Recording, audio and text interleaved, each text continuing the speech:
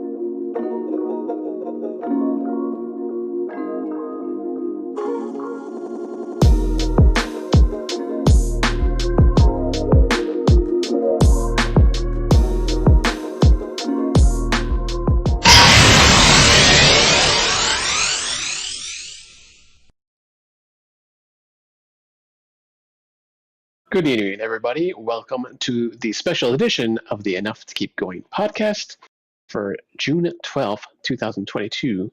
That's right, we're recording on Sunday because of some XBox Bethesda showcase that happened today. This is our wraparound foil cover embossed edition of the Enough to Keep Going podcast. If you're a 90s kid that grew up there, collecting comics, I think you know what I'm talking about. So we're going to go run down through what they showed and the showcase. A good amount of stuff, I should say. Some surprising things, I think, at least for me. I don't know about anybody else. But before we get to the games, let's get to the other hosts for tonight. First, we have the cleric, Mr. DBQ Hams. What's going on? So since you're taking the 90s comic book, first issue analogy here, I will continue that and say it's a lot of glitz and attraction, but maybe isn't going to be worth a whole lot down the road. Oh, okay. And then we have the Techno Mage, Mr. Game Logic. What's going on, Game? I thought you were actually channeling classes from the Diablo 4 reveal from the show. I was mixing it up.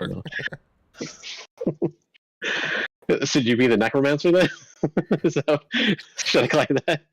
That was a surprising way to start that trailer off, but I guess that's a creative choice. Yes.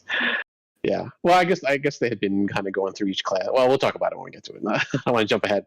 All right, let's get down and let's go through the showcase. I think we're just going to run through it kind of game by game here. Starting with the first surprise for me, at least, was Redfall. Not that they were going to show it so much, but that I actually kind of got hyped about this game a little bit.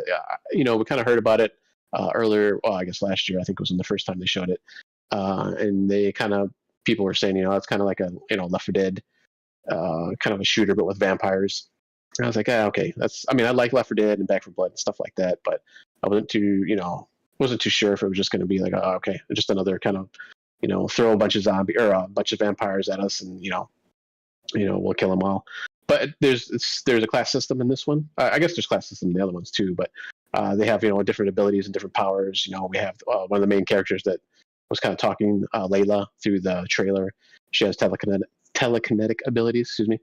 And then we had like a techno guy who had a little robot running around with him, an engineer, and then just like a cryptid knowledge-based person who obviously knows all these different creatures that they're going to fight, I suppose. So it was kind of interesting. It looked pretty cool. Like it looked like it was a little bit more than just Left 4 Dead, to me at least.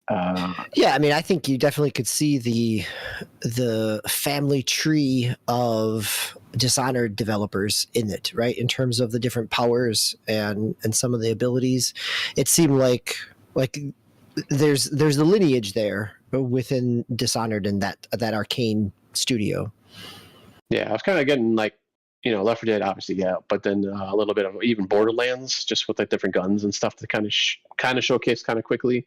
I don't know if it's as varied as like say a Borderlands or even like a Destiny or anything like that, but they did kind of go through that quick little montage of different guns, and they had a screenshot at one point of the menu screen where all your guns are at, and there's like a whole like, I don't know, at least 9 or 10 of them that they had showed like really quick. So I don't know how extensive that part will be, but that might be pretty interesting, just kind of to do that looter kind of a thing. Maybe they're kind of throwing the looter kind of a thing in there too, which I don't think I've ever really seen in that type of game before. So really interesting.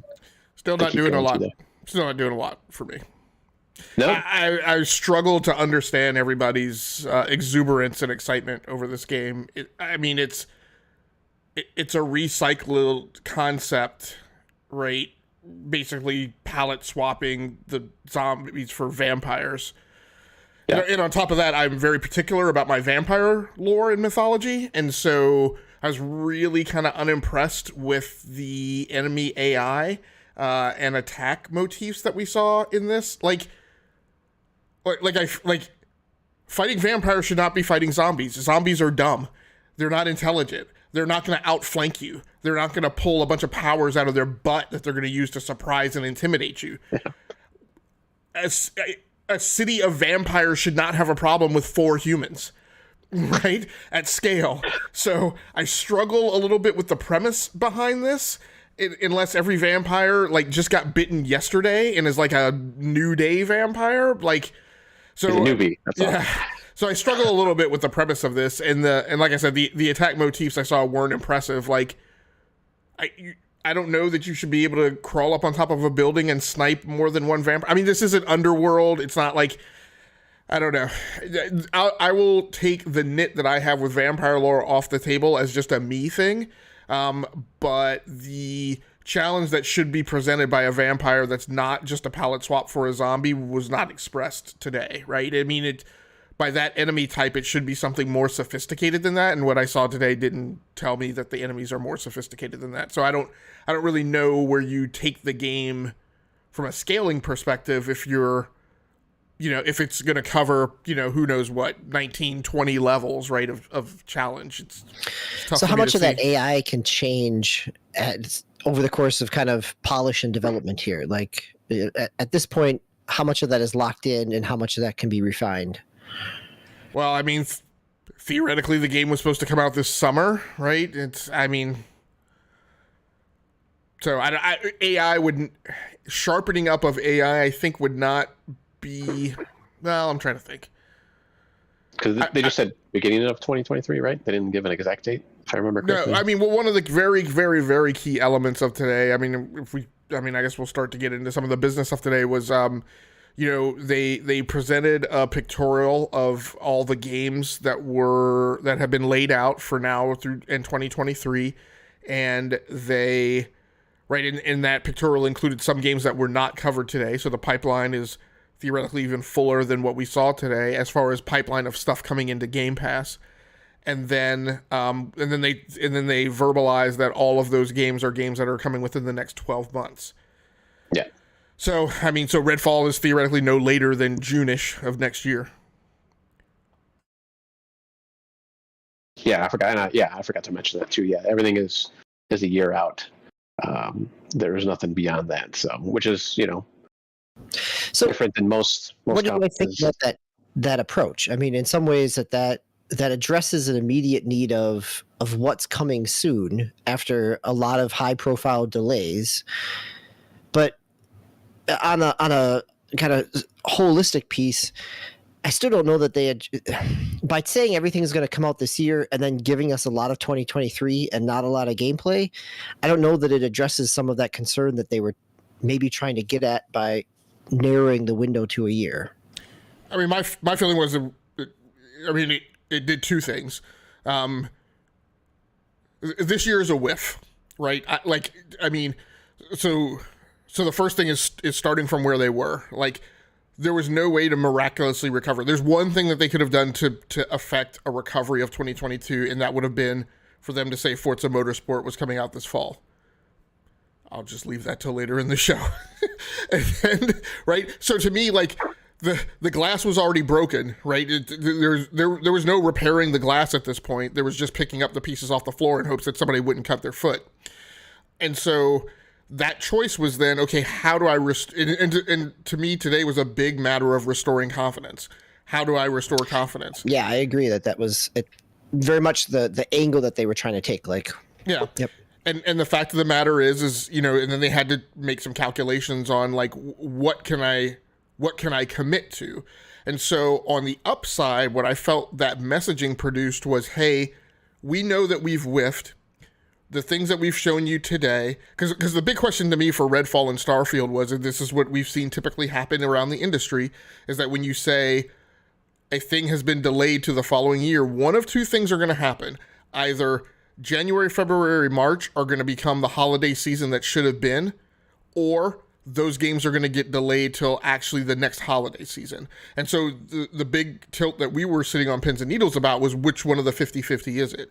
And what they did today was they committed and they said, the games that we have delayed and the games that we've told you are in pipeline, we are saying you're going to get them by next summer. We're not going to delay them to following holiday season. We theoretically will have more news to come for you about what's going to fill your pipeline for 2023. So that was the upside. And then the other part of it, what I've really been looking for is, hey, you have 23 studios. You're about to go to 30 if your Activision Blizzard acquisition completes. What I need to see and hear from you is that the potential that is commensurate with 23 to 30 studios, you need to show me that your production pipeline is pumping that stuff out. And right now it's not, and they didn't. And so what I've wanted from them is a roadmap, right? That takes me out to, my cut is 2025, right? Ish.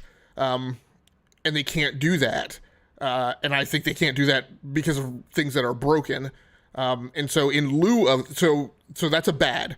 In lieu of that, they did the next best thing they could, which is they doubled down and committed to 12 months, which I think is a way out, but, given limited options, right. I think that's a choice to make. And I can't say that was a bad choice.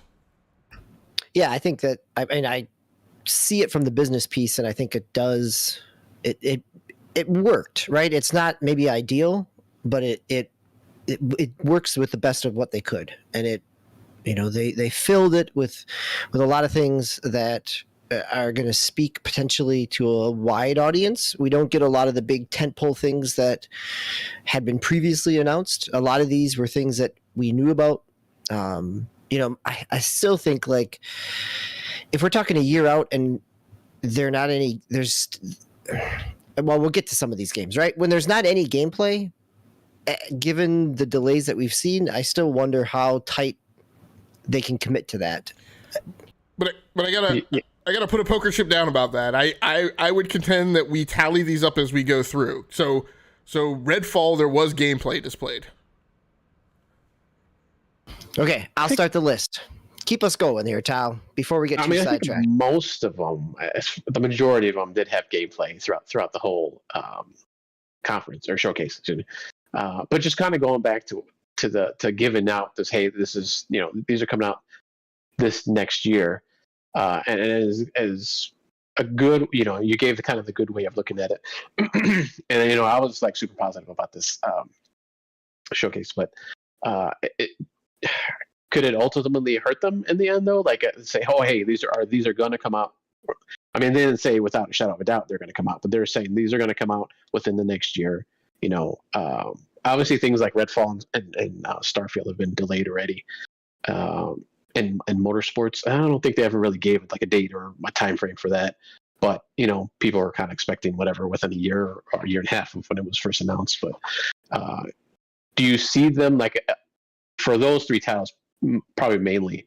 Do you see them if those are coming out regardless of what condition they're in when those kind of dates that they have given this or the showcase come about, and is that going to hurt the game in the long run because they didn't give it that extra time that they potentially might have needed? Well, it could definitely hurt them if they fail to deliver, but my cut is well, no more than their failure to deliver everything else up until this point, right? So it's a classic case, and it's a great case. It's a great business case study to watch this, for people who are interested. Like, look, I watch the game industry not just because it's fun, but because I pick up on, look, if other people make mistakes that I can learn from, that I need not make those same mistakes myself, right? So these are great case studies, and this is a matter of, and I mean, and on a smaller scale, I've definitely been in this. I've definitely been on a program where there's not a good news story to tell. Like, there's not a great news story, and you can't tell people what they want to hear. What you have to tell them is that you've chosen a path to address and start to fix what they're concerned about.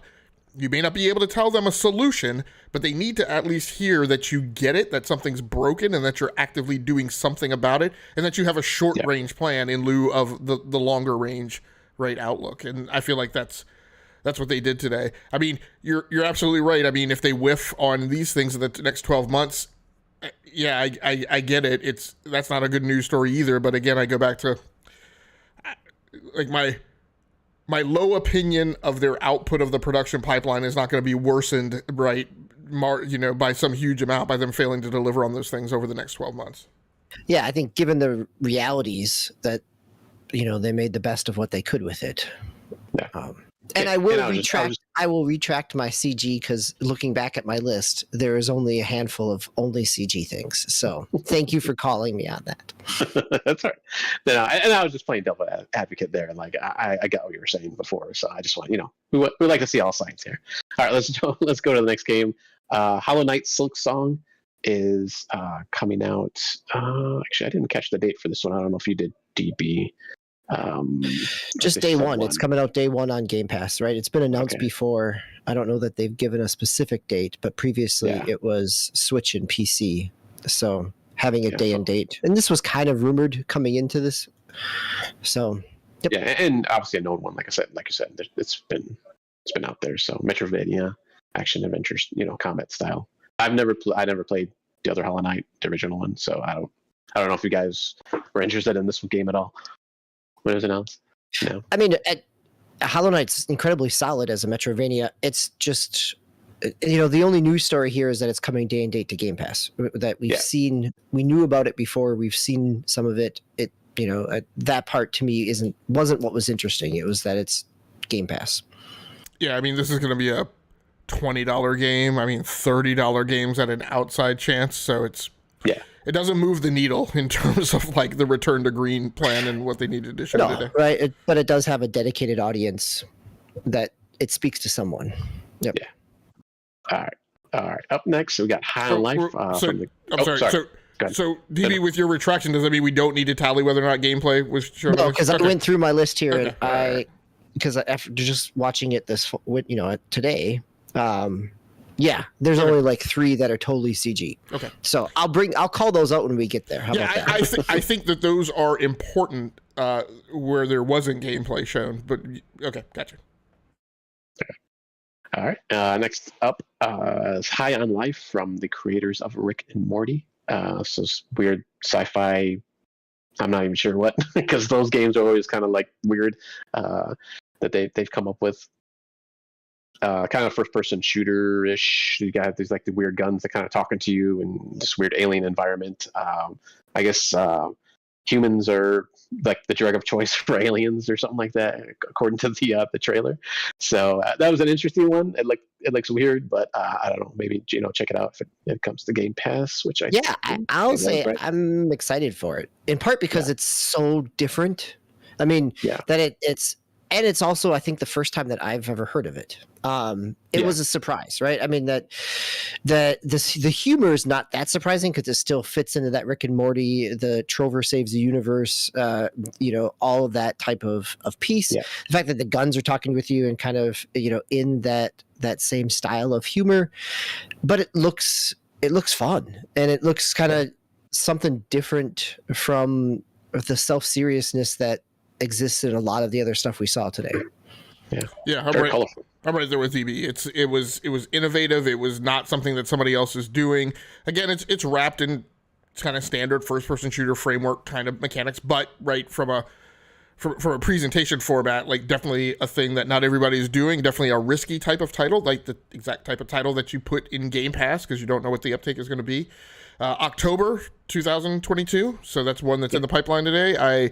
Each time I kind of talk about this one, I get more and more positive on its overall value to like showing the hand of what's coming to Game Pass. I think this will be a good get. I don't think this is a AAA game. This to me is like a AA game. It's kind of ranks in like with the Guardians of the Galaxy kind of thing. Well, and I think I would say it's probably even scale wise much less than Guardians of the Galaxy, right? Like, and it should be. I think a good comedy game shouldn't be a 12 to 20 hour game because you're going to lose some of those threads. Like if this is a 5 to 6 hour experience, but it's a lot of laughs in the process, then it's a successful, entertainment endeavor. Yeah. It's we have all these kind of like different kind of alien games and stuff like that, and you kind of go on these different worlds, and it always kind of looks like kind of still earthish or some kind of something where a human could live. There might be a tree, but it's like pink or something. It's like somewhere. This one is like totally like the aesthetic is just totally different and just weird and wacky. So it definitely stood out, I think, amongst most of the games here. Well, it's a great play for the for the Sirius box, right? The Xbox Sirius, right, where everything is kind of dystopian and like gritty, grimy, hardcore. Right? It's nice to see a kind of comedic take title on the landscape. Yeah, definitely. And like you mentioned, October of this year was one of the. I think that was one of the kind of threads that I found in the showcase. Though it was like a lot of it was for next year. I was just like, there wasn't really too much for this year, so it's like, okay. There were 9 titles out of 30 for this year, which isn't horrible. No. 50% would have been 15 titles, and again, given that we know that 2022 is kind of broken to a certain extent already, I mean, not horrible.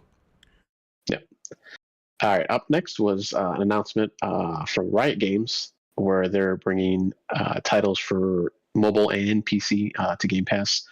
So we'll be getting League of Legends Wild Rift, which I believe is the mobile title. Valorant, Legends of Runeterra, I think Runeterra, that's how you say that one. And Teamfight Tactics. Teamfight Tactics, I think that was the other mobile game, right? The other ones are all PC. Yeah, Teamfight Tactics is a mobile game. It's an auto battler, auto chess type of thing. Yeah, okay.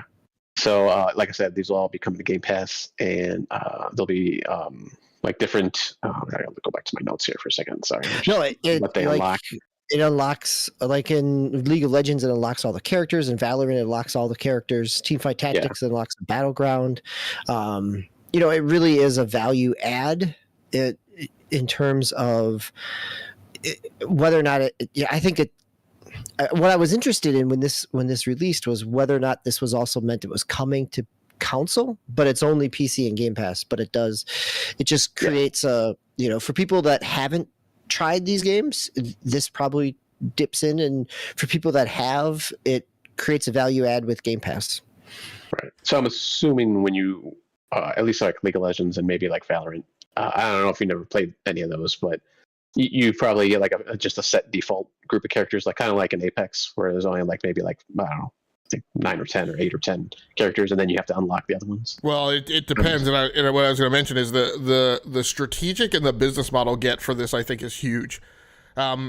This wasn't that, right? This is not the baseline like free to play or whatever the lowest entry point of package is with these games. All of them have some like significant level of unlocks, right, as you on board. So was it League of Legends was let's see, it's all characters. All champions. All champions, right? I mean, so it really is, because the normal model is that there's a few base ones and then there's free that rotate on a weekly basis.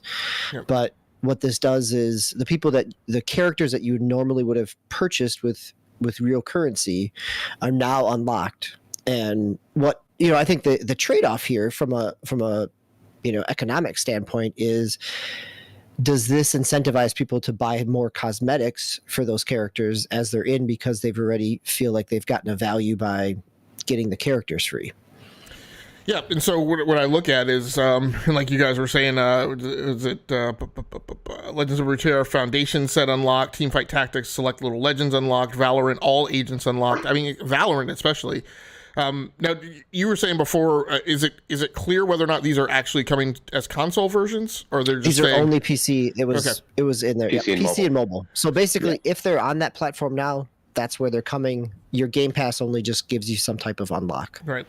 So my thing is given with that being the path presented for onboarding, right? Unless you're a person who has, and there are these people who exist who have some religious, moral, ethical issue with Game Pass, like if you're just a consumer making economic decisions, right? Why would you onboard to these games any other kind of way? Like if they're gonna give you like a significant leg up, right? If you're in or around or near like the Xbox ecosystem already, like why wouldn't you do this? Like, and all of these games are like very highly ranked, or the PC ones are very highly ranked in like Steam recurring player statistics, right? These are hugely popular games. Again, they have their sect of gamers who they are appealing to, and they're not appealing to everyone else. But you know, if you're in Game Pass or thinking about Game Pass, or you're in these games or you're thinking about these games, and there's a good convergence point for those, this to me is a significant thing. And it also presents a significant business model in terms of how does Game Pass approach onboarding games of this ilk that have a lengthy trail of microtransaction-y stuff behind them. You know, like a Rainbow Six Siege, for instance, right? This is a model, right, where it's you get the game and you get, right, there's some cutoff point for some of the initial paid content, and for the price of your subscription, you onboard with that. I think it'll be interesting to see how this unfolds and potentially spreads to other titles. Yeah, it's kind of the, kind of the opposite with like other games of that, like you mentioned, that ilk, where it was kind of, you would only get the base stuff and that's it, or even DLC. Like for most games, you don't even get for free or anything that comes through Game Pass like that. You still have to buy that stuff. So it's just interesting how they're doing this one. All right, up next, A Plague's Tale Requiem, which is I didn't catch the date for this one. I think it's sometime this year though. It's this year, yep. It's fall this year, 22.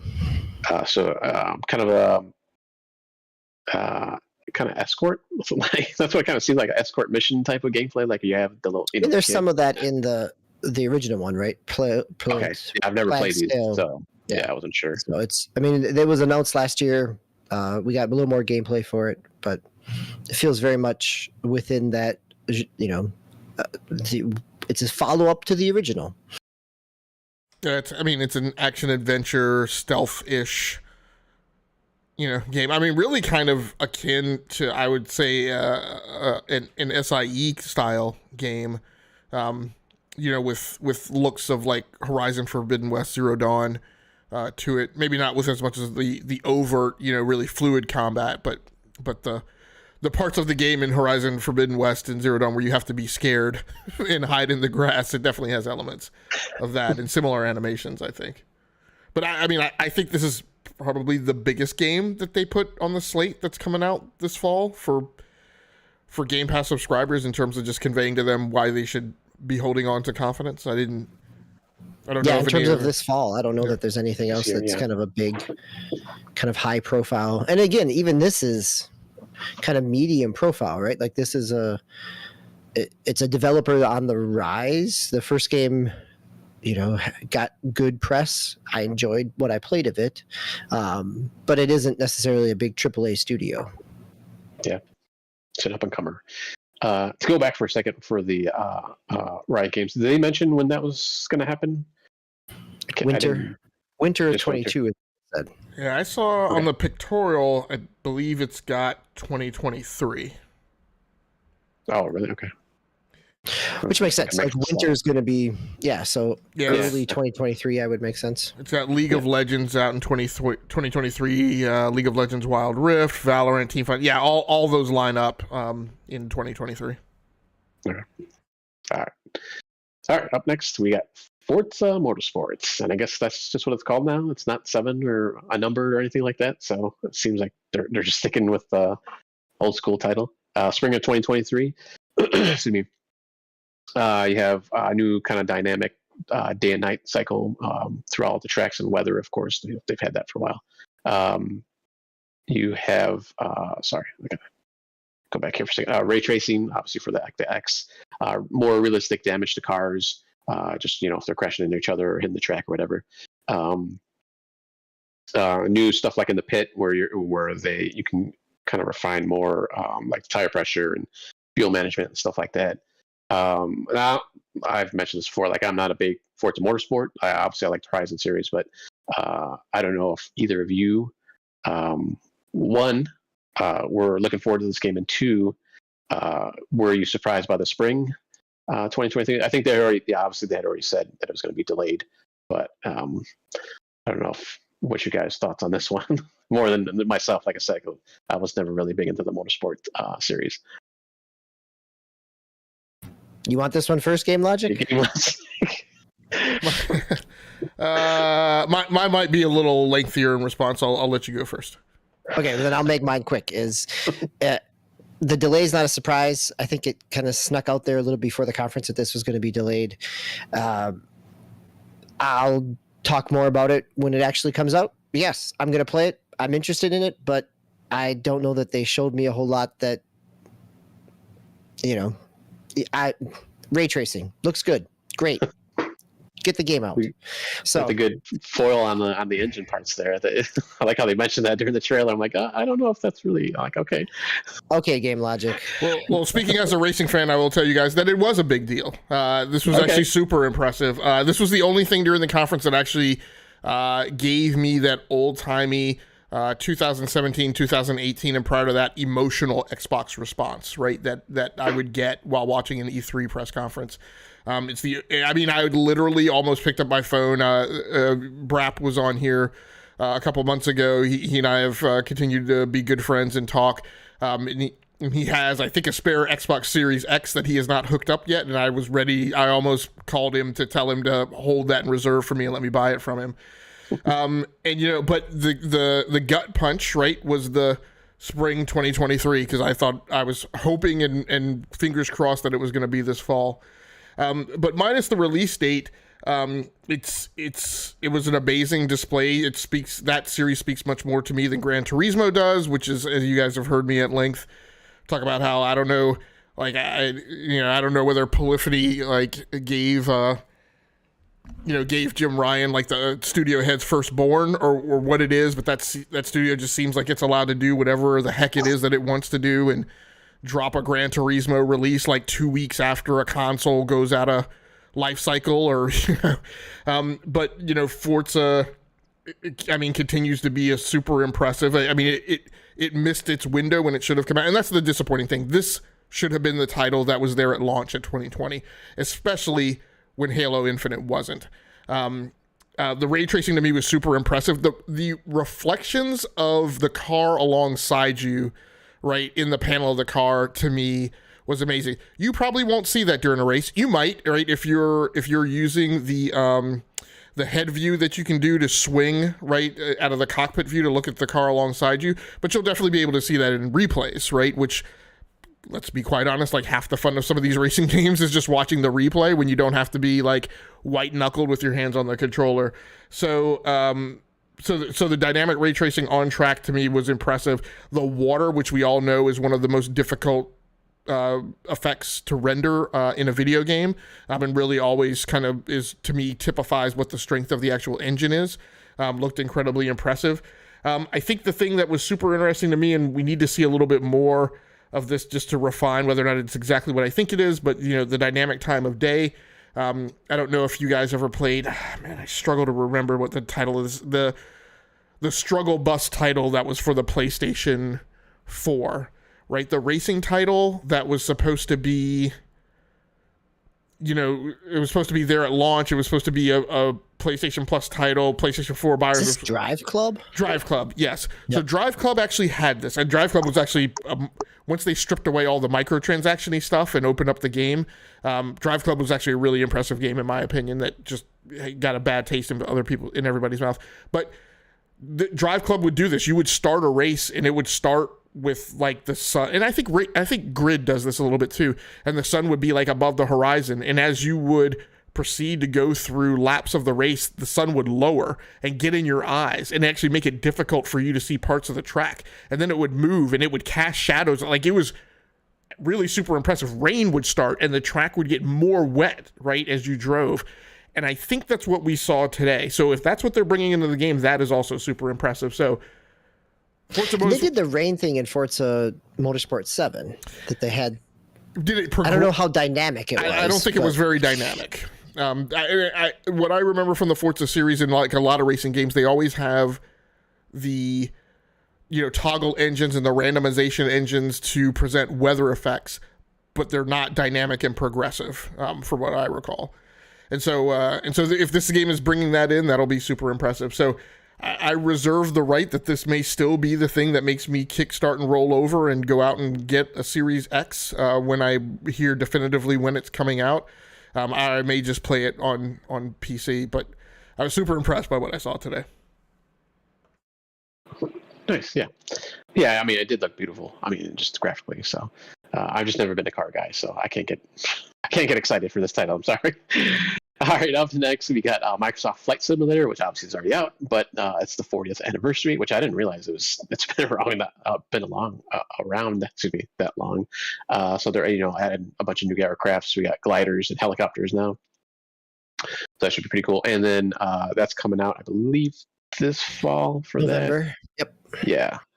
And then they also had today. You'll also be able to fly the Pelican. The USNC Pelican from Halo. So that was pretty cool. So I'll have to jump back in maybe and check that out. And the one thing I wanted to mention about that is, like, Microsoft has its problems and they're struggling a little bit. But one thing they do know how to do is they know how to toggle the heartstrings of their fan base, right? And so the people who enjoy Microsoft Flight Simulator, the people who enjoy having access to it, the people who like to just get in there and kind of mess around, right? But who don't take it seriously or not like plotting air navigation routes, right, to take 9-hour flights, right, and taking it super seriously. People who just get in these little stunt planes and stuff, right, and buzz their hometown. This is, in our Halo fans in this case, this is the type of thing that appeals to them and makes them feel welcome and at home, right, on the console. So, not a return to green, but it's a little bit of a log to throw on the fire that I think is helpful. That was pretty cool.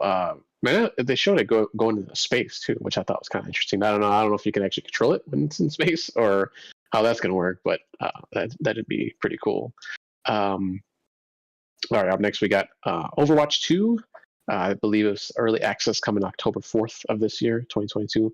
So there's kind of I guess they showed gameplay on that one, which I think they've had before, right? The beta's been out. I mean, the early access has been out. So I think the date was new here to get October. Free to play, making it official. It was leaked yesterday that it was going to go free to play. So that's the kind of big piece here with this one. So the follow-up to that also said play with Game Pass. So I wasn't able to piece together early access, free to play, play with Game Pass. I don't understand what that means when all three of those things are mixed together. Right. So it's possible that early access... Maybe further early access for Game Pass? Well, it could be the early access is available to you on Game Pass, and like everybody else has to wait. Pass, right? And everybody else is part of a queue, or you're in BattleNet type of thing. Yep. Yeah. So yeah, that was interesting. They had that up there. I mean, I guess not surprising, obviously, since we'll be part of Microsoft soon. Right. I mean, that's the thing. Like, for a deal that hasn't passed sort of all the checks, that they're nicely, they're very cozy with Activision without being exclusive, which is right. I mean, this and Diablo as we go. So yeah. Yep. And then they also revealed the Junker Queen, the newest character coming to Overwatch 2. So should be good. I'll check that out, obviously, because I've been playing Overwatch here and there every once in a while. Next, we got, I think it's Era History Untold. I believe this was not real-time strategy. Turn-based strategy. Turn-based strategy, yeah. Which it looks interesting, but I don't know. I keep trying to play turn-based strategy games. I just can't get into them. Like every few years, I'm like, oh, I'm sure that this game was kind of cool. I'm gonna enjoy it, but it's like I don't know. I just can't get into the turn-based gameplay. But it looks cool though. As a big Civ fan, I'm really curious to see what this looks like. It's also kind of it has some other vibes to it in terms of a 4X type of game. It's only PC only, but this is also one of the few that only had CG. So we didn't get any type of gameplay here. Yeah. And this was the alternate history or there's something to do with that, right? In there, but this was the title. Yeah, it sounded like it was a lot of putting the chocolate in the peanut butter to render a Reese's peanut butter cup, right? It was a lot of like it feels like it's going to be a lot of if this then that. What if Galileo collaborated with Cleopatra or whatever, which I think will be super interesting. I personally love that from as fiction. I love kind of revisionist history kind of stuff. Yeah. Or historifiction. I think there was a label somebody made for it. So this is a interesting get for PC. One of my problems with evaluating this show is I felt like this show needed to speak to Xbox. But the truth of the matter is that lots of things that are at play in this show are Xbox plays, PC plays, and mobile plays, and Game Pass plays. And so, with a lot of these things, I have to kind of step back and look at them and say, okay, this isn't important for the console, but is it important for some other vector of their business? Right. I probably halfway through the show, I kind of acknowledged okay, so this is a Game Pass showcase and not in years past, they've had other things. There's no third party stuff that isn't coming to Game Pass. Everything here is pretty much Game Pass. Yeah. And I think I kind of alluded to this at the beginning too. I think now it's almost, it's more of a shock when it's not on Game Pass, I think now, because just everything is coming to Game Pass, even third party stuff and even kind of bigger third party stuff. So it's just interesting that, and they had that label up there. I was gonna message you guys at the beginning and say, oh, well, it's time for the world premiere plus, exclusive, text that they always put in everything, which they did. They always do that. And I think Game Pass is the new one for the next coming years, because that was labeled on there at the end or beginning of each trailer, or pretty much every trailer. And not that's a bad thing, but and people members of the Sony fan base want to take away from them for that. And I think the failure to recognize the business import of that is to understand that now these showcases, this show, which normally in the past would have only spoken to Xbox owners, that aperture has been incredibly widened, right? To PC gamers on mobile, people who can consume from cloud, and people who, I pay attention to the PlayStation showcases just to, because the one thing the nod I'll give to Sony is when they have a game and they put up the game's little splash screen, right? The game actually shows whether or not it's just coming to PlayStation or coming to other places. It's kind of the generic one that shows all the places that the game is coming. Today, a lot of these games, which are also going to come to PlayStation, right, only said PC, Xbox console, or Xbox, whatever, right, fit the need for Microsoft, and that's fine.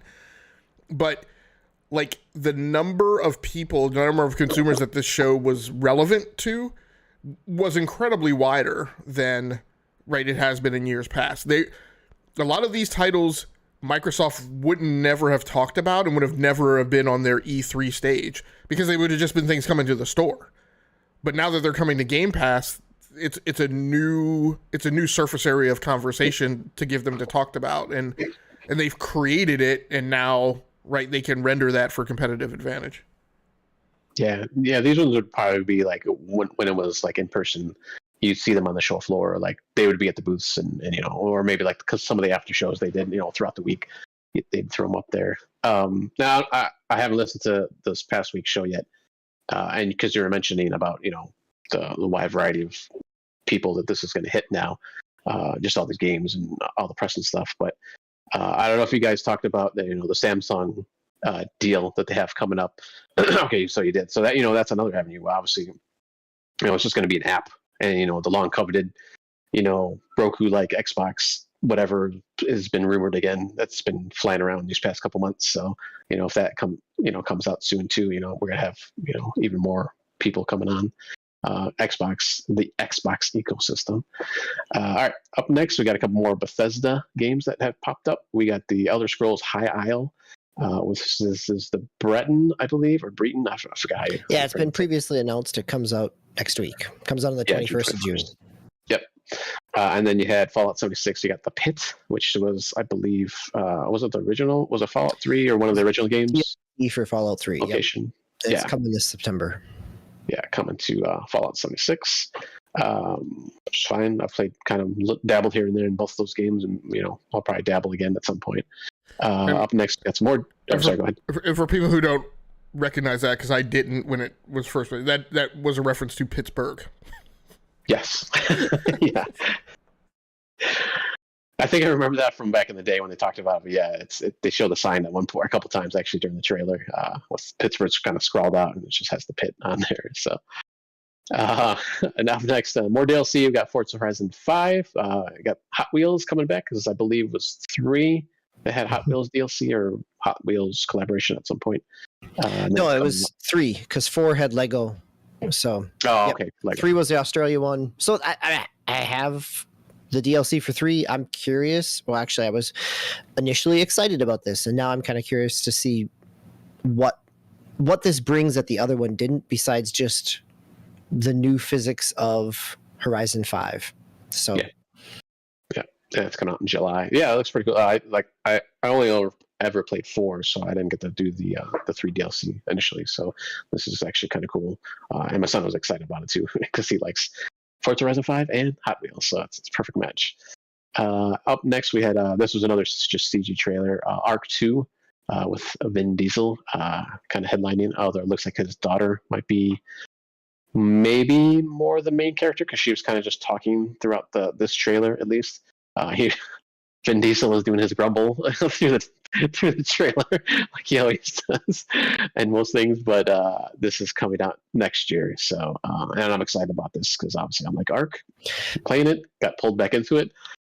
So what is it, right? This is Ark 2. Is it simply just more Ark? I mean, you're an Ark player, but last year they announced it with the Vin Diesel kind of CG piece.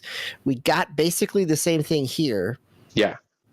Is it going to be any different than Ark, or just a new engine? I don't know, but I'm thinking there's an actual maybe storyline that's going to run through the actual game this time, because there's lore in the current Ark, but I mean it's something you have to like seek out and look for. It's not like shoved in your face, because you can just get dumped into the game and you can do whatever you want. It's like a Minecraft or even what's the other one? No Man's Sky. Where you can just get. There's obviously the story in No Man's Sky, but in the first Ark, they're really like there's no like campaign that you can follow. It's just kind of there. There's bosses you can fight though, but along with that, I think when you do those bosses, that kind of gives you a little bit of the story too. But otherwise, you find these like notes throughout the maps, the different maps they have. It kind of gives you some stuff, but there's not like a cohesive story through it right now. So what it looks like, and I still don't even know what this is. I know when you boot into Ark, they have like a little blurb about we've announced Ark 2, and this is from the last announcement, and something about like the multiplayer part of the game coming, I don't know, summer or something like that, or maybe fall of this year.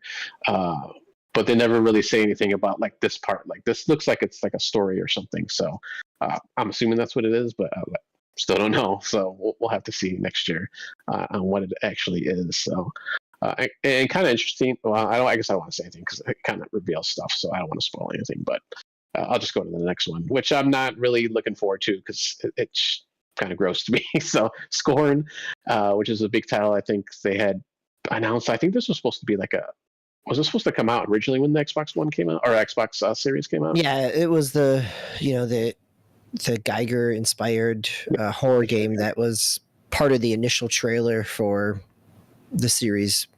Yep. Yeah. So that's coming out October 21st, 2022. So that's this year. I believe this one is this one was a console launch exclusive, so this will come to other stuff eventually. So but yeah, it's I've seen a lot of people like excited for this, but I just like no, it's not for me. I mean, that's fine. I'm not saying we shouldn't come out, but it's just not kind of gameplay or anything like that I want to go through. So, are you guys interested in this one? Nope. No. All right. So up next, this one actually does look kind of cool. Flintlock: The Siege of Dawn.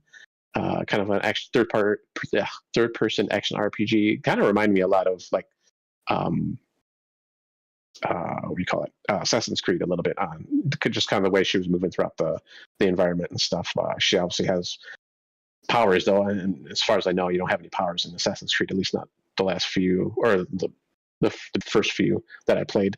And this is coming out early in 2023. She had like melee weapons and guns, and it just looked kind of a cool aesthetic, that kind of the world. Although I was a little confused because it almost looked like, I think this was the one where it almost looked like it was kind of almost like Civil War type, but then it goes to like this weird like fantasy like world. So I don't know what was kind of going on there. Maybe, or I was thinking of one of the other titles maybe later on, but just I think the beginning of the trailer had was like kind of weird. Older weapons, but Yeah. So I don't know if it's supposed to be like an alternate history kind of a thing or not, or if it's just like total fantasy, but it looks cool, just kind of, your normal action RPG, but I haven't really played too much of those lately. So and it's an Elden Ring like, right? So that's gonna be a thing, right? Because part of what the developers did Ashen before, which was it had some type of Souls-like combat, but in a pixelated aspect. And this is one that was supposed to come out this year, got delayed to 23. All right. And up next we got. So I think. So I think one need not procure this lightly. Like, be deliberate in your decision and your choice to go after this. All right. So Tao, is this your? How excited were you for this one? The next one. I did not know about this one at all. So this it looks cool. I guess I'm not really sure yet. So we'll have to see. This is Minecraft Legends from Mojang, however you want to say it. Strategy game, action strategy. Excuse me. The trailer actually looked pretty cool. Gameplay wise, I don't know yet. I'm not really sure. I'll have to see more of it just to see like what this really is. And I don't mind like the Minecraft aesthetic too. It's something like that. But it was just I don't know. It just kind of came out of nowhere for me, at least. You can looks like you kind of build up an army to fight the mobs of the Nether. Actually, you kind of build up not just like other villagers and stuff, because those are kind of like the normal good guys, I guess you want to say, of Minecraft. But then you're bringing in all the other mobs, even like skeletons and zombies and stuff, to fight with you, to take against to go against the Nether, which is kind of like it's like an underworld, I guess you want to call it, of Minecraft. So all the mobs are pretty much all bad, I guess, or evil in the Nether. So I guess they're coming over into the normal world to invade it. So it looks pretty cool, though. I mean, we'll have to see. I'll have to check it out again. So a lot of these trailers I got to go back and watch again, though, because I was just kind of watching in the moment. I didn't get a chance to go back through at the time. So but yeah, I'll definitely check it out. So has this been the first semi-original thing that studio's launched since Notch left? Other than Minecraft Dungeons, because they had that a couple years ago. So I think, just those two. I don't know if there was one. There was one game I remember. It was nothing Minecraft. It was some other game that they had. No, the card game, but I think Notch was there when the card game was being developed. Okay. Yeah, I wasn't sure if he had gone or not. Okay. Yep. So there's that one. All right. Up next, you got Frontier or Lightyear Frontier, which I can't remember if I actually tried this. I might have tried this out. It's a little bit of a kind of like Stardew Valley, just kind of survival kind of a world. You land on this planet and you're in this giant mech suit. And you're kind of just surviving in the world, crafting and gathering resources and stuff like that. So this one you can play. I don't know if the original one had co-op or not, but this one does have co-op with up to 3 friends, so 4 people altogether. Yeah, looking at it on Steam right now, that it's got co-op. Okay, I wasn't sure if the original one had it or not. All right, so then this is coming out. So this doesn't actually have something to do with Buzz Lightyear? No. No, just a coincidence. So was there an original one? Because the one on Steam right now is the same game, and it hasn't been, it's scheduled for early access but not released yet. So was there an earlier one? I thought there was an earlier. Maybe I'm just thinking of that one. Maybe I don't know. I'm not sure now. I thought I had played this on Xbox though. Maybe it was a different game because there's been a lot of games that I've tried here and there that were kind of mostly a lot of survival games. So I'm not sure if you want to look that up a little bit more. So yeah, it comes out spring 2023. It looks interesting. I'm always big into survival games, so I might have to check it out if it wasn't the one I was thinking of. Up next, we got a shoot 'em up roguelike or roguelite. Actually, I think it was. They had said in the actual trailer. Gunfire Reborn, and just been out on PC. Okay. For a number of years in early access this fall. It came out in initial release, came out on mobile just last month because I talked about it on the podcast. So okay, that's why it sounded familiar. I was like, wait a minute, this sounds familiar. So that's coming out October of this year. So it's another game for this year. And any thoughts on that one? Any other thoughts? I mean, it's a great game. It'd be fun to play. I'm glad it's coming to Game Pass. It probably got more time than it needed because it could have been part of a sizzle reel because it's a known quantity. Yeah. But is this? Can you do co-op in this game or not? Yeah, up to 4-player co-op. Yep. Up to 4-player. Okay, that's what it looked like. Okay, I wasn't sure. Up next, this one actually looks pretty interesting. The Last Case of Benedict Fox. This is coming out spring of 2023.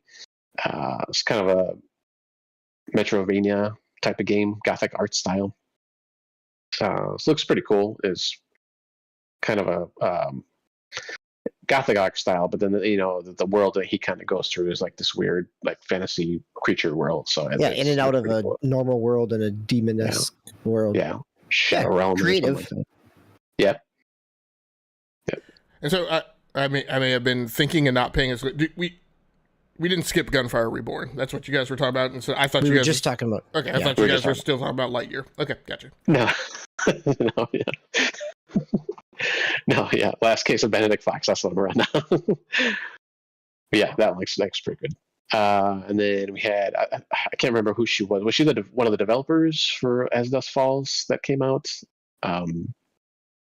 It's kind of like rotoscope graphics or like this weird. Anyway, I guess that's how you'd say it. Kind of game or graphic style.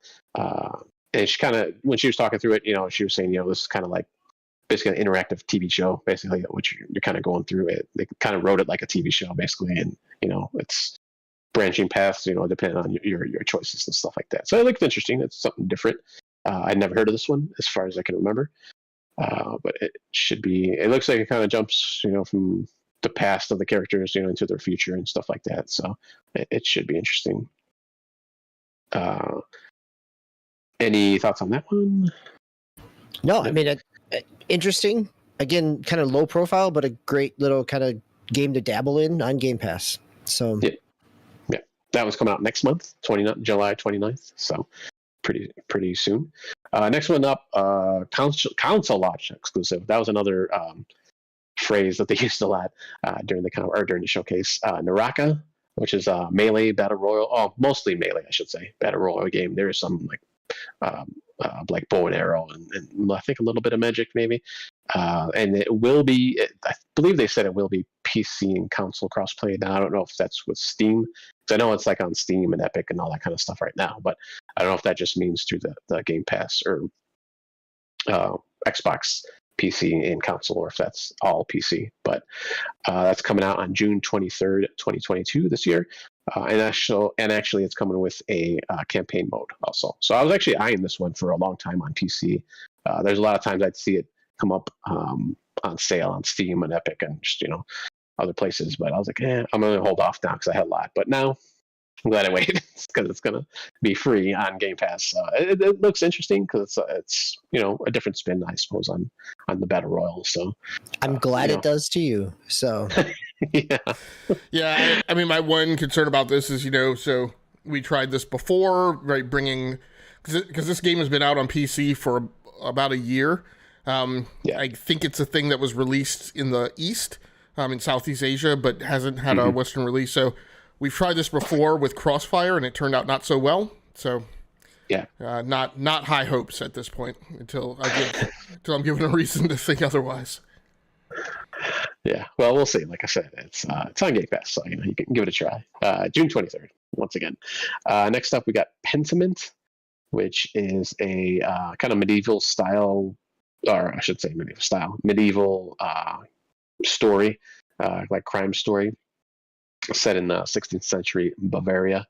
I guess kind of just like an adventure game, I'm assuming. So I mean, it's by Obsidian, so it's kind of going to be an adventure game. Some narrative choices, I'm sure. The art style does look kind of like a medieval painting, in terms of the kind of proportions of things. So I'm always interested in what Obsidian does because I think they tell good stories.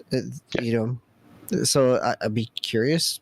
But again, this like As Dusk Falls are small, interesting games that give you something to explore in Game Pass, but are not necessarily something that would normally headline a show. But as we talked about before, with the broader audience, potentially this is something that would fit right at home on a Samsung TV. Yep, definitely. That's this year in November. Not an exact date, but they gave a window there. Up next, we got Grounded, the official release, because it's been in early access this whole time, actually, which I thought had already come out. But this September, this September, it's going to be officially released. So you got all the improvements and stuff they've done over the last year? I guess 2 years maybe now. Yeah, 2 years, 2020. Yeah. So it's going to officially come out. I tried it. I'm trying to remember. I think last summer, I believe I had tried that, or maybe fall. And it was decent. There's a lot of stuff they don't tell you in this game. So it's one of those where you have to, kind of look it up, or if you're playing with somebody that, has played it before, kind of go through it. But I was just playing by myself at the time. So I was like, I didn't want to really play another game like that at that point. So I was like, all right, but it was fine. Like what I had played, and gameplay wise was solid. So I can't remember. Did they actually show gameplay on this one, or I can't rember. I think they did, right? Yeah, we got some gameplay. Yeah, since it's been already out. So next we got. So my concern I've raised with this is, Obsidian is a great studio, a great set of storytellers. There was a need to catch back up, right? I don't know, and I'm sure it's not occupying a whole studio's worth of people, but if I have spare cycles from developers, I don't know that I have them work on Pentiment and Grounded, right? And I mean, and this is my thing where I raise concerns about, this dialogue from Xbox and the statement from Matt Booty that, the studios are going to be creator owned and creator driven. And I'm like, so that's good for people to maintain their freedom. But with what you're trying to accomplish, right? With what Xbox has talked about what its desired and strategic release cadence is, you don't render deterministic outputs from ambiguous inputs. And so at some point, I feel like Xbox has got to say, you guys are going to do what we need to do first in order for us to deliver on production pipeline. And then with whatever else you have left over, you can do whatever you want to do. But you're going to maintain our production pipeline first. And I'm like, that's not what they're doing now. And I'm like, I don't know that Pentiment and Grounded, while admittedly they got them finished, are really particularly helpful, right, in restoring confidence to its consumer base. So, I may have figured something else out for them to do, Yeah, I think the piece in Grounded that we don't know is what that player engagement looks like. Like, what are those numbers? Because it does feel like after 2 years, how much of it is just a sunk cost, or has there been enough pops every once in a while when they release something new to give them an incentive to push on? Or, like you said, is it simply just that they're not being directed to divert resources? Right. I mean, I hate to say it. Some people are going to maybe hear this or watch this podcast and hate to hear me being truthful, open, and transparent. But streamers like to play it because streamers like to play bad games simply because they're multiplayer. So, I mean, it has uptake there, but I don't know. I haven't seen any indicators that like there's great market uptake, of this title. Now, that being said, if you look at kind of the Sony strategy where they're kind of just, shotgun blasting effort at rendering live service games, right, in the hope that one or two of them are going to land out of the whole 12, you could definitely argue, hey, we need to capture that Sea of Thieves, lightning in a bottle again, and so let's take a swing with Grounded, right? And so there may be some validity to them taking that approach. Yeah, I thought they had given like how many people had played in this game during the trailer. Maybe I was thinking of something else, but I think they said 10 million users. That's but yes, that counts you and me who played for like a few days and haven't touched it like a week or something. Yeah. So I was wondering. Yeah, I was like, okay. Downloaded and launched, you get a number. And shut down immediately.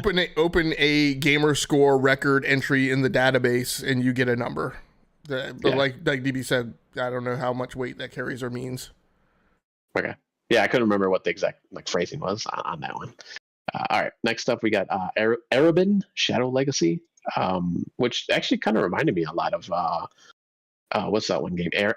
Origami, I think. Just kind of the stealth, kind of moving in the shadows and stuff like that. That's even just now in this game, you can actually like blend in and like merge into the shadow to move around, which is actually almost like a cool. Splatoon type of movement in the shadow there.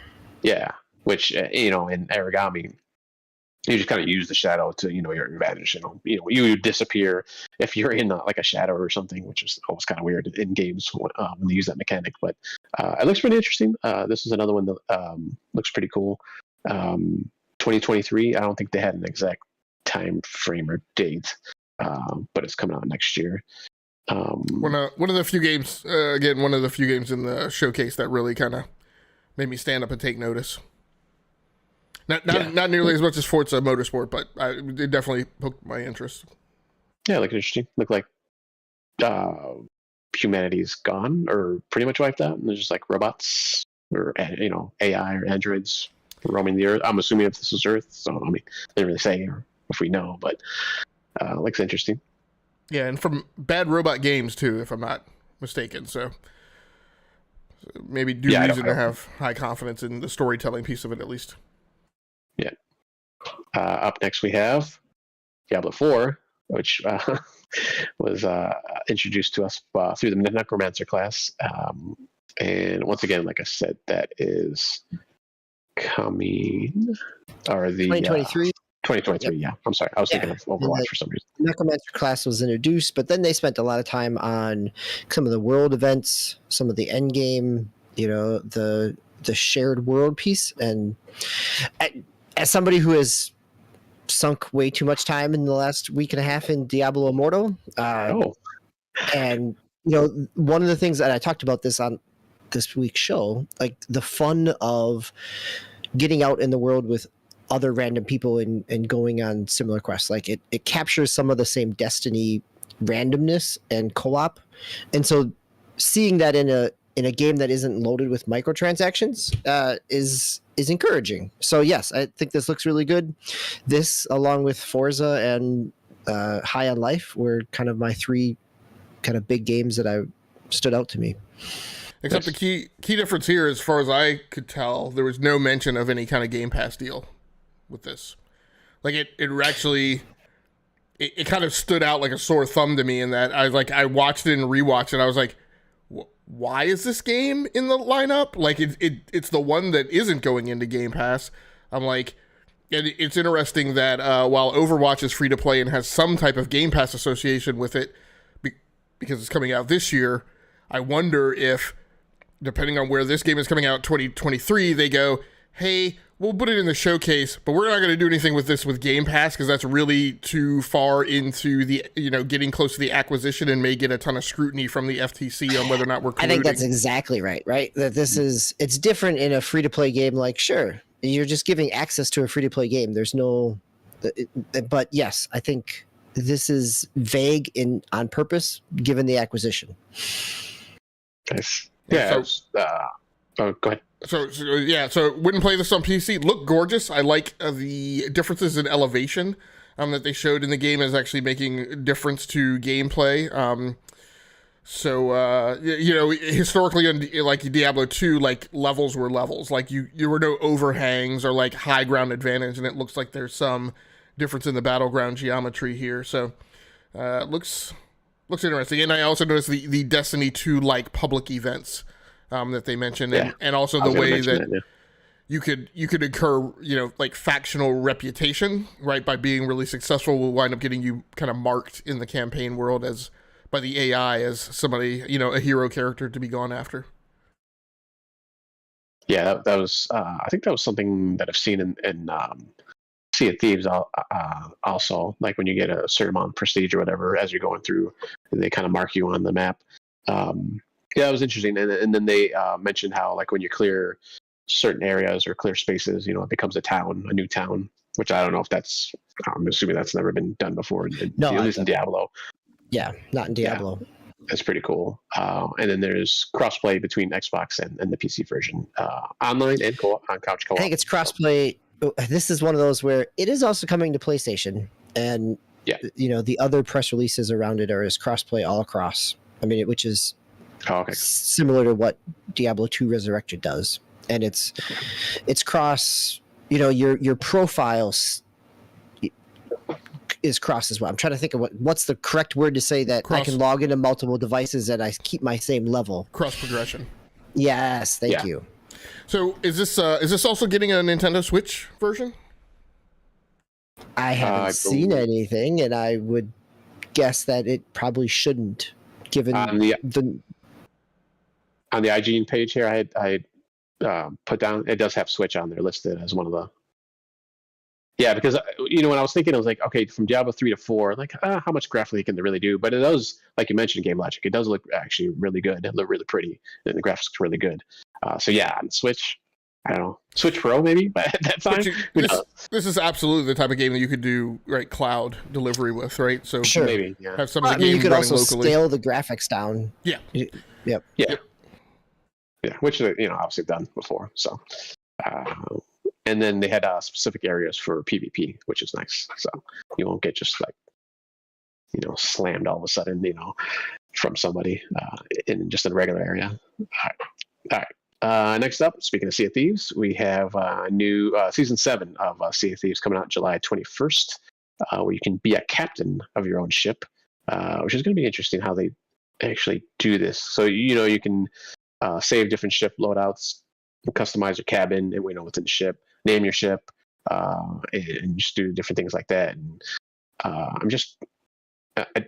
don't know, and I don't know if you could really tell by this trailer like what that really does for you, other than just like an aesthetic thing, maybe. So it might just be like a skin kind of a thing. So I don't know if you get like a boost in experience or something like that if you become captain. So you'll have to read up on this a little bit more to see what else happens in this game. Any comments on that? I don't know if you guys have ever played Sea of Thieves. I don't think so, right? No. Okay. I may have dabbled in it, but I don't know that this told me anything new that changes the gameplay loop of Sea of Thieves for me. So it's great if you like Sea of Thieves. And this is a representative example of like the showcase had to do certain things for certain members of the Xbox fan base, but wasn't necessary. I don't know that the show was really designed to pull people over a fence, right? If they weren't already ensconced in those ecosystems. Yeah. Up next, we got Ravenlock, which I kind of missed this one. So I don't know, DB, if you had any information on it. So this is the same developer of Echo Generation. Echo Generation came out this fall. It was kind of a Paper Mario type of combat set in the 80s, but almost like with a pixel graphic style, and it looks like it keeps the same type of graphic style. Don't really know what type of game it is. Probably some type of, it looked like an RPG type of combat. I was really charmed by Echo Generation, so I'm interested in this, but it's in that same category of Penitent, and interesting games to explore, not necessarily day one purchases type of thing. Yeah. So I just want to make sure that the game is Pentiment, versus sorry. the penitent man, which actually has a religious definition to it. Fair enough. Thank you for that clarification. I mean, we are recording on a Sunday, so I suppose. And yeah, Ravenlock's coming sometime next year, 2023. So up next we have new game from the makers of Inside and Limbo, Cocoon. I played a little bit of Limbo back in the day, but I never played Inside. This one looks pretty interesting. You're kind of on this alien planet, there's puzzles and stuff. So I mean, seems like, I'm assuming like one of their kind of games, but I don't know if you got, or if you or Game Logic DB have played either Inside or Limbo in the past. I have. I mean, the piece here is that there's 2 games coming out from the Limbo creators because they've split, and so this is one of them, and Somerville is the other one, which is on the grid, just not in the showcase. Yeah, it's on the slate for this year, actually. Okay. Yeah, I remember. I think he had mentioned Somerville, like in the when Phil Spencer was doing his little piece at one point, and I was like, I don't remember them showing that. But then it's just because I was on that slide. So, like I said, it looks interesting. It's coming out 2023 once again. And then up next, unless there's any comments on that one, further comments, we have Loooooong Fallen Dynasty from KO Tecmo and Team Ninja, I believe, is the developer of the actual game. Early 2023, excuse me. I thought this was just going to be like a Dynasty Warriors game, but maybe not, because it looks like there's like, I don't know, it looks like it's like a zombified Dynasty Warriors almost. Well, here's my thing. Lots of excitement about this. We know nothing about this game.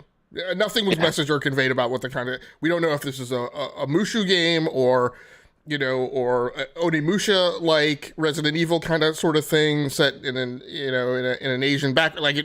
We know nothing. So yeah, I'm happy for people to get excited over the notion of content, but what this game is has not been conveyed. This is the same thing as when people flipped out about somebody climbing inside a cockpit of a spacecraft and the cockpit closing, right? And people flipped out about the potential success of Starfield. I'm like, again, we know nothing about this game. Nothing's been conveyed. We got a nice pictorial video clip. Like, let's not overhype games, right? And I'm not saying you are. I'm saying this was just what I observed from other people's reactions. General public. Right. Yeah. No, yeah. Like I was gonna say, this is one of the CG trailers, one of the CG trailers that came through the showcase. And yeah, the only reason I was thinking it was like a Dynasty Warriors, because a lot of the characters looked like it was from that era, and obviously those games were picking from history, so obviously a lot of those characters are gonna probably be the same. But like I said, there's. Sorry, that's what I thought too. In the first 30 seconds of the trailer, when I saw it start up, I was like, "Oh, is this a Dynasty Warriors game?" And then as the trailer went on, I just realized the messaging got so muddled that I'm like, I just walked away from it and said, "Yeah, it's a game coming to Xbox. I don't know what the heck it is though." Yeah. So there's zombies, there's dragons, there's all these creatures, but we don't really know like what the gameplay is and stuff like that. So coming out early 2023 for Game Pass. Day 1 on Game Pass, so we'll have to see what that is. Up next, we have some, I think, a series that was a lot of people were clamoring for on the Xbox, the Persona series. So we got Persona 3 Portable, I think. Is that how you say it? Persona 3 Portable came out on PlayStation Portable, or on PSP. It added an extra character, and then Golden PS4, or Persona 4 Golden, which came out on PC last year, right? It was originally Golden. The Golden version was the Vita version. It was the reconfigured of the PlayStation 2 one, and then it came out on PC. So then, but both of those are coming sometime in 23, where Persona 5 Royale is coming October 21st. So those are new games within the PlayStation Microsoft ecosystem. All 3 fit really well with cloud-based gaming because they're turn-based RPGs that, there's a value of having that sitting on a tablet or a phone, and not a lot of the latency there isn't certainly important. Yeah, it's not Twitch gameplay, so yeah, I think it should be good. It should be good. Yeah, and this is like a huge series. I know a lot of people love these games, so it's nice to have those on there. I don't know if it's for me. Once again, turn-based, so we'll have to see. If it's on Game Pass, though, I mean, no problems to try it out. Up next, now, see, this one I thought was like, why is this? I get it, like he's a big deal, but nothing was shown of this. Obviously, this is planning stages, but Hideo Kojima and Xbox are forming a partnership. He's making a new game for the Xbox. I'm assuming their PC in the future at some point. He didn't even give like any kind of time frame. He just said it's going to probably be a while. Like I said, I get it because Hideo is a big deal, and his games are always talked about whether they do well or not. But I was just like, okay, like this could have been something that it might have done before or after the show or something. I don't know. That's just me, but I don't know what your guys' thoughts are on it. I think at best, he and Xbox have signed an NDA and a teaming agreement. I don't think a design document exists for this game. I think the most that it is it's a pen and paper design scribbled on the back of a napkin during a lunch between he and Phil. And I think that's the extent of the fidelity of this game, and I don't expect that we'll see it for 4 or 5 years. Yeah, I think really, from what I was reading about it, the deal of the collaboration really just got sealed within the last 2 months or so. So it is an announcement of a collaboration more than it is an announcement of a game. Yeah, and I think they'd been rumored too leading up to this last couple months.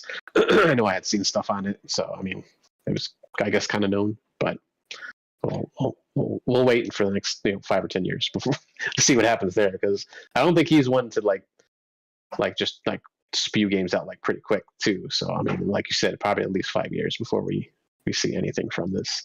And then finally we got some gameplay on Starfield from Bethesda, and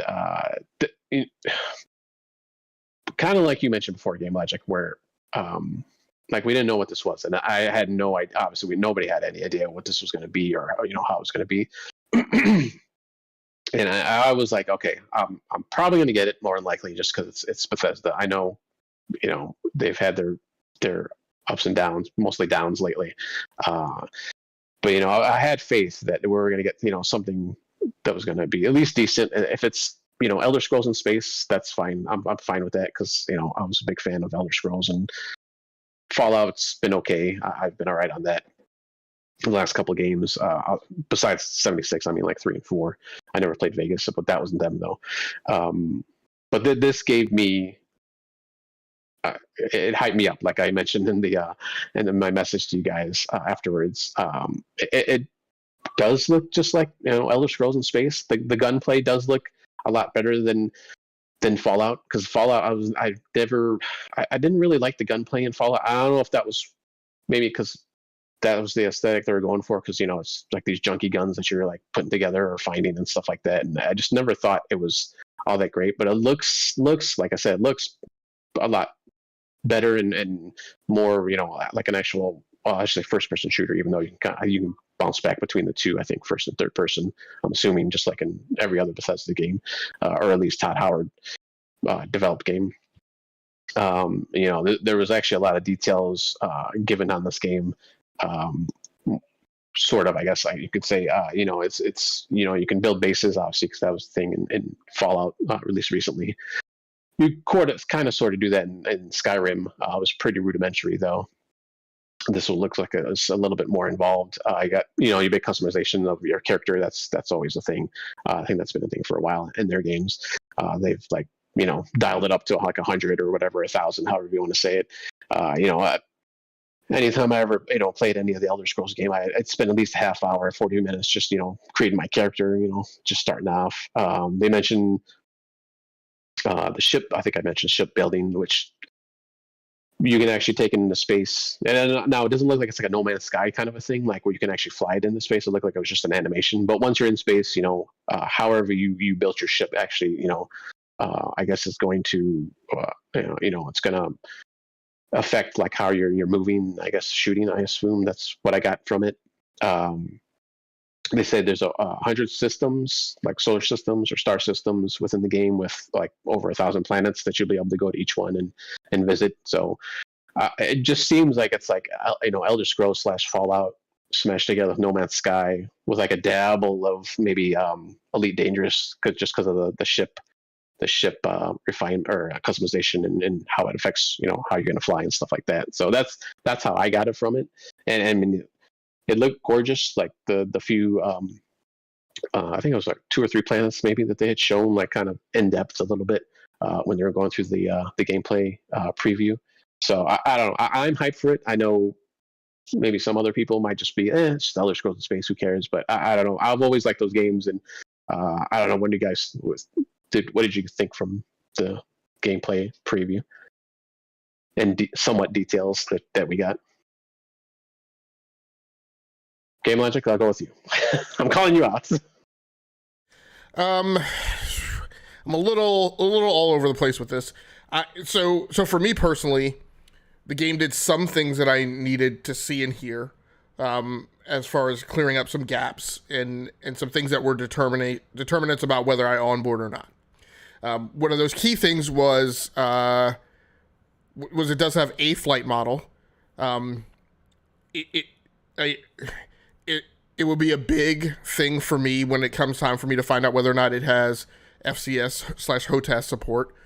If it doesn't, I'm probably not going to onboard to a point and click mouse and keyboard Battlefront 2 kind of flight model. This isn't something that I'm going to fly with a controller, right? So if they take that approach, I'm probably not going to bother, because the flight model piece for me in a space simulation is big. I played Star Citizen and EVE Online. I spent less time in EVE Online because it's a point and click, right? It's not really a flight sim kind of thing.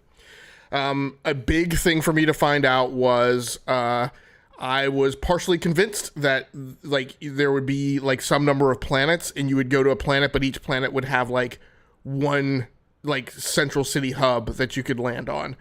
So I was pleasantly surprised to see today that that's not the case, that there will be multiple places that you can land on a planet, and that gives an effect of actually doing like planetary exploration. It also means that in that flight model, there may be things like in-atmosphere flight that you can do depending on the size of your ship. It was great for me to see the ship constructor and the possibilities that might render. I'm a little concerned about whether or not, there's really wide choices in ship construction, right? And if they do have multiple starship vendors and different designs, and it's feasible for you to build like a different type of spacecraft, that's fine.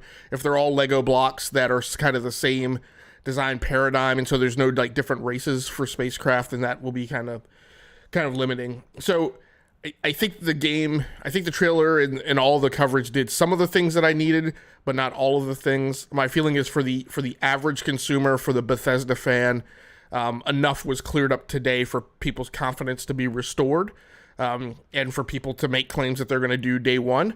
I don't think that this is just Fallout and whatever in space. I think the planetary exploration model, the system exploration model, the space constructor, like the ship constructor, I think all of those things are a ratchet up above what Fallout and Skyrim did. I also don't agree with a lot of the popular things running around that I think is partially, fan brand based, saying that it's just a No Man's Sky repeat, right? I mean, the fidelity of physics in and graphic models that I saw today are at a higher fidelity than No Man's Sky's kind of cartoony, lower level representation. And that game is also a game that took years to weave all that stuff right into its fabric. Whereas, as far as I could tell, Starfield's going to have those right off the bat. The shooter mechanics obviously need some work. You could definitely tell that there were some things that aren't there in the game yet. The combat sequences that were shown today, I think, were heavily scripted. Like the guy inside the space lab, right, was standing up and turning around with no cueing, right, that could have come from the player. He was already turning around kind of as you entered the room. It was interesting if you look closely at the weapon animations. They're all of their projectile rounds or whatever they're firing out all look exactly the same. despite the fact that it's different weapons, so that's obviously work to go. But it was super interesting to see that it's a full blown first person shooter model. It's not even like the Mass Effect kind of workaroundish kind of approach to that. It's definitely not some of the other RPG kind of combat approaches. I was super impressed to see the anti-grav launch or jetpack launch, like when the guy was fighting and the ship came in and landed down, that he was actually over like across an air gap landmass. And he actually leaped into the air and was fighting while he was traversing, right, and like jumping to the side. Now, I also saw a cut at that point, so I don't know if that animation model, that power set is complete, right? So hopefully it'll be rounded out. But I was impressed by what I saw of the design approach that they're taking to first-person shooter mechanics. I don't know that we're going to get a Destiny 2 like, but I also kind of wouldn't expect to. But something above the Mass Effect approach would be really great to see. Yeah, I'm just going to let you guys say what you said, because I think you wrapped it up nicely there. So I don't know that I have anything new to add. So, okay.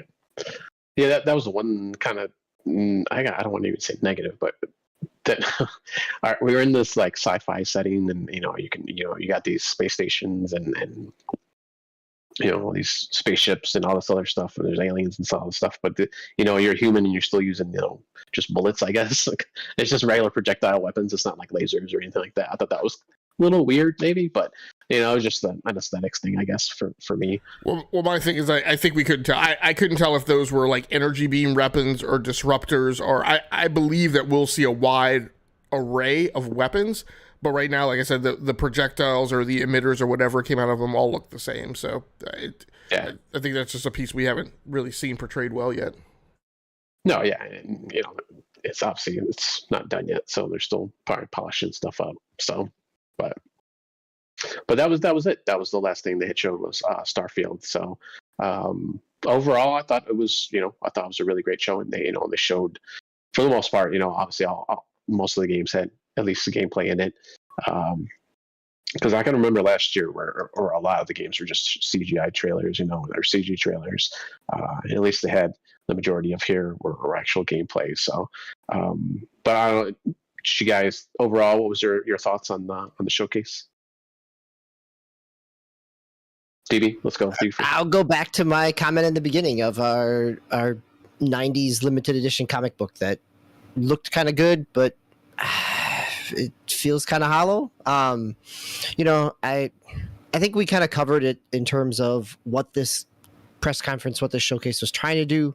I think they accomplished that in terms of making the best of the situation. I don't know that it left me with a whole lot that I got excited for, but I guess realistically, I got more out of this than I did the Summerfest, Jeff Keighley's thing last week. But that's personal taste, right? I think the important thing is what we talked about here of the broad net that it throws. And it isn't necessarily going to be, home runs for everybody, but there's enough hits here to satisfy to give somebody, every type of gamer, something to hang on to. Yep. Game Logics, any final thoughts? Yeah, the show for me was a 72, right, on a scale of 100. So, didn't necessarily do right. It didn't make me fall out of my seat and make me want to go run and reacquire an Xbox Series X. I don't know that it did a ton of things for people who are heading out this holiday season to be making a choice between a Series X and a PlayStation 5. But by the same token, I don't think any news is out now for the PlayStation 5 that tells you that either. I think that remains to be seen depending on what they show at the showcase in August or September. So that kind of, it was a break-even point for me. As far as kind of queuing up thoughts and concepts of people who are looking to head out into the spring, definitely some reasons to maybe look for a Series X then. So I think this is a show for people who are already inside the fence, right? This was not a show for fence riders. It was not a show for people on the other side of the fence. It was to, as much as they could, restore confidence, right, in the faithful who have already decided to not leave, And maybe for people who were thinking about their exit strategy, but hadn't come to that conclusion yet. I think there's a reason for people who are inside the wall to stay, right, for another year, for Game Pass subscribers and Xbox owners. And I think it's Sony's move, right, to see if they're going to disrupt that fabric. Yeah, yep, definitely.